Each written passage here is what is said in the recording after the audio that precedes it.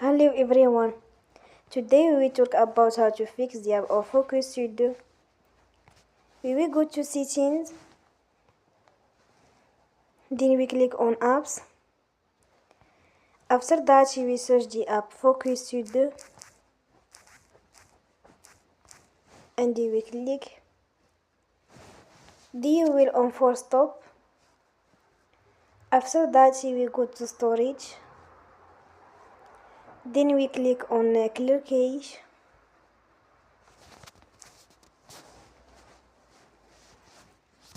In the end, you will turn off your Wi-Fi and you will turn again. Don't forget to support us by like and subscribe.